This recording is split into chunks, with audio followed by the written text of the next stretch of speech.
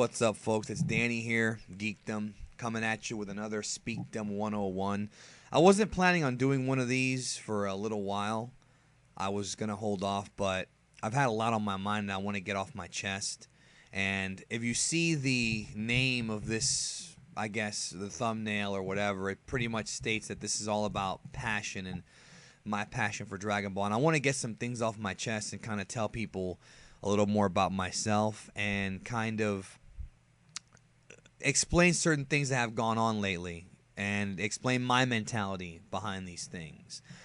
Some things have happened recently, and with me on certain social media places that I'm not going to talk about in detail here, but let me just let everybody know a little bit about me, about Danny.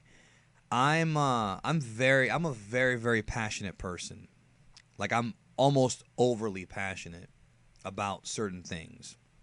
And it's no secret to anybody who's known me, whether it be on these videos or whether it be off the air, that I have genuine affection bordering on obsession over the Dragon Ball franchise and the Dragon Ball community, because Dragon Ball is a franchise that has been there for me throughout my entire life and has deeply impacted me. It's like what Mr. Mike Labrie said in the interview I did with him. He's made great friendships through this thing, and it's the same thing with me. If it wasn't for Dragon Ball, I wouldn't be such great friends with so many great people. Sometimes when you're feeling kind of bummed out, you turn on an episode and you just enjoy it. Super JAYAIN's talked about this in the past too. Dragon Ball means a lot to me. It's the one thing I can honestly say that, I'm a savant in. And so sometimes my passion, though, can be a little bit of a detriment to me. And sometimes my passion can go a little bit too far. Okay. And that's not a good thing. This is a part of me. Okay. Let me arrange my thoughts here. I'm just talking to y'all. Like I said, this is, like with the other Speakdom, I'm just talking. There's no editing here. I'm just going to dish out how I feel. I'm very passionate about what I can do for the Dragon Ball community to give back. But sometimes I feel like maybe I go a little bit too far, and maybe I'm a little too passionate and maybe a little too, I don't know, maybe I care too much. And I definitely would like to hear some feedback from anybody who's seen this video about this. So, in the past, I've had a very, very short fuse. There's no secret at all. Anybody who's known me in my personal life, anybody who's known me on YouTube, and many of you viewing this video who has seen me, you know that I have a very short fuse. And this is something about my personality that I do not like, that I am working on fixing. I promise. I'm working on fixing this. I have a very short fuse, and I can control it sometimes.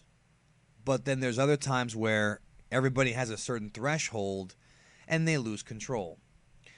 When I was 15, this is going to give away my age if you don't know how old I am. When I was 15, I got into an altercation with somebody in high school. And this is very stupid. It's very dumb, but you have to understand this is when I was 15. So just don't hate me for it, all right? It was a long time ago. There was a kid. This is back during the Ocean dub of Dragon Ball when it was airing on Toonami for the first time. And I remember there was this kid. Actually, I think I was 14. There was this kid who said that the English dub was better. And this is when I was already bootlegging shit.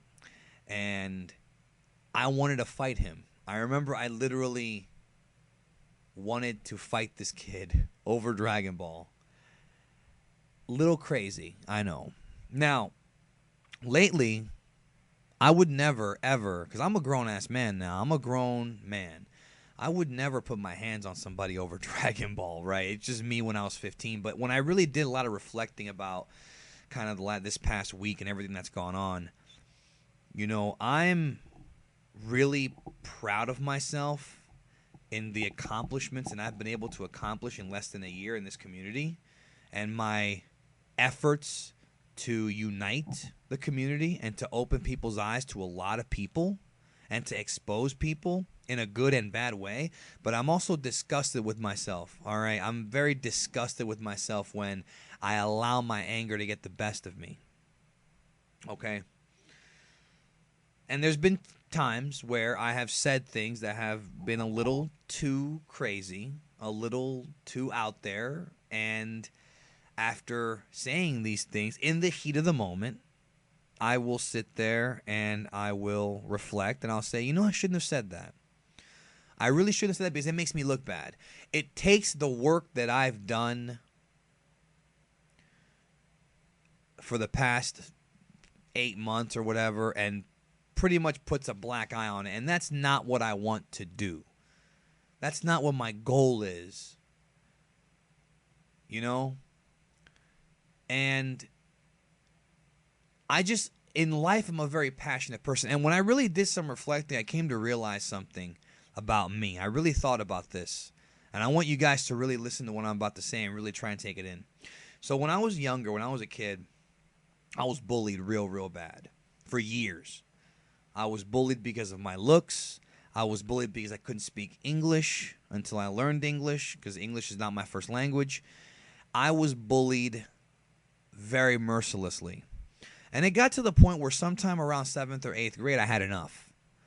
I had enough. And what ends up happening is if you're bullied, you go through a time where you either let it take control of you or you fight back. So whenever I see people talk about bullying and bullies and things like that, it does hit a string in my heart because I've been there. And I mean, I was bullied bad, real bad in school and shit. So what happened was right around the 8th grade, I started to fight back. I fought back against the bullies. And when I say I fought back, I mean I fought back verbally and physically. And I had this mentality back then of, it's not an eye for an eye, it's 2 eyes for an eye. So if you step on my foot, I'll cut your leg off. That's always been my mentality. And that mentality has helped me survive in this cold-ass motherfucking world. Because this world is filled with legitimate assholes. And some of you think I'm probably one of them. But I didn't start this war. But I definitely did escalate it to levels where it shouldn't have escalated. And the thing is about it is, I think that as I've grown older, I've been slowly learning how to control it, and I've been a little bit better about it.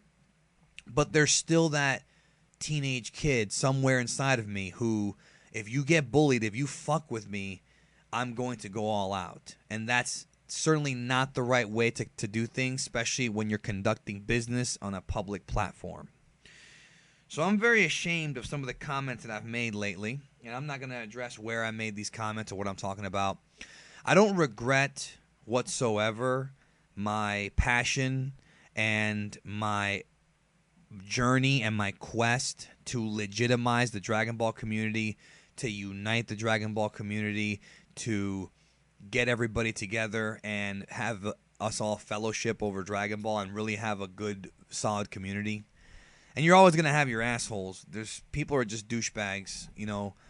But, again, it's something that I'm working on. It's something that I'm not proud of. And it's something that maybe I need to pull back a little bit on and learn to control a little bit better, you know. And, you know, those of you out there who have experienced bullying and are watching this message, you probably know what I'm talking about.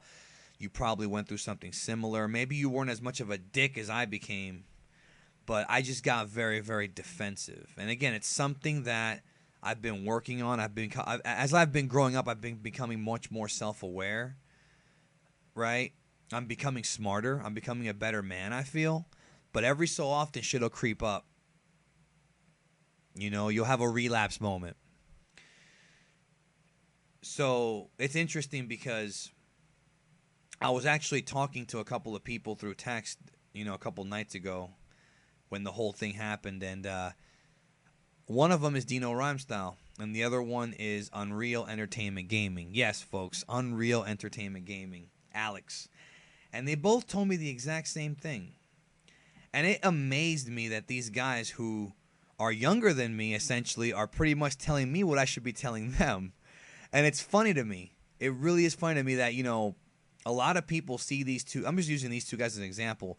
They see these two guys as being successful on YouTube, and they think that these two guys are rolling in money and that they're douchebags and that they don't care, that they have no problems, when that's a bunch of baloney. Everybody on earth has problems. And I really appreciated what they told me, but I didn't listen. And Rhyme Styles told me time and time again not to let my temper get the best of me. And he's absolutely 100% right. It's just something that I'm working on. And I just wanted to clear the air on that because, you know, my actions have had repercussions already. And one thing I'll tell you guys is that my anger or whatever, my short fuse, has bit me in the ass several times in my life. Even though it's helped me survive, on the other side of the coin, it's cost me friendships and relationships with people, men and women. You know? And like I said, I'm better about it now, but I just wanted to kind of clear the air for a lot of people who saw that side of me. It's not a side that I'm proud of. You know, it's not a side that I'm fond of. It's a side that exists because of trauma that happened to me as a child that I'm still working on fixing. And just understand that I genuinely have a tremendous amount of love for the community. I want everybody to know everybody. I think everybody can contribute in a positive way. So when I do a collaboration with someone who's a smaller channel than me and they end up getting 200 subs from it, I feel very happy. Not because I want to validate or justify my importance, but because I'm seeing that their exposure is having an impact on them. You know? It's not a selfish thing. It really isn't. That's the other side. I want people, whether you like me or hate me, or whether you like Hail Zeon or Super Jan or any of my partners on this thing, you know, I want people to give them a chance, and I want people to see their work because they put work into this and they are positive contributors to the community. And then you've got, of course, the negative contributors to the community, which I have had a war with for the past 8 months. And then I guess one of the things that Alex Unreal told me was, just let your work speak for itself. So he's right. I mean, he's pretty much right. The only thing I can do is just let it speak for itself and try to expose the good side of the community rather than take down the bad side. Because honestly, it's a yin and a yang. I don't know if we're ever going to have a community that's 100% clickbait, misinformationless. I don't know if that's ever going to happen. It's an unrealistic dream from me, all right? But that doesn't mean that the way that I fight these battles has to go to that level where I end up essentially literally becoming Gohan and raging out. You know, but Gohan never raged out. You know, whenever Gohan raged out, it was to save the world here. And the problem is that the Dragon Ball community is probably unsavable as far as misinformation goes. I mean, look at the freaking movie thing that came out. The Latin Americans subtitled that Yamamuro interview incorrectly. Whether or not it was purposeful or not, I don't know. It was incorrect. And people believed that it was true until KANZENSHUU, who speaks Japanese, saw the interview and was like, well, it's not true. But, I mean, that kind of stuff, it does bug me, guys. You know it does. It literally irritates me when there's misinformation. But all I can do is take personal responsibility for the way I react to it. So that's pretty much what I have to say here on Speakdom. Leave your comments below about this. I want to ask you guys a question. Do you think that I need to chill out a little bit? Honestly, and I'm not going to take offense to it. Do you think that I need to chill out? Because some people get off on it. I'm going to chill out one way or another, but I'm just wondering if you think that I'm overthinking this or if you think there's something to what I'm saying. Let me know. Anyways, got a 80-minute Q&A with Hail Zeon dropping tomorrow. I hope y'all enjoy that. And it's funny because when Hail Zeon tells you to calm down, that's like a drug dealer telling you not to take a hit. You know what I mean? It's kind of like, okay, if this guy thinks I'm going too far, maybe there's something to it. But I did do a lot of reflecting in the last 24 hours, and that's honestly how I feel. I don't want to burn any bridges. I want to unite the Dragon Ball community. That is my goal. I want everybody to know who everybody is, from the Rhyme Styles to the Mozilla Vulpixes to the Maria Miss DBZ babes to the Uncanny Megans to the Soul Novas. These are people who I genuinely admire. I genuinely care for these individuals. I mean, I'm not gonna. They're not like, around all the time, but I genuinely want people to know of these people and to respect them and to give them a chance. So that's all I got for you. Catch you down the road.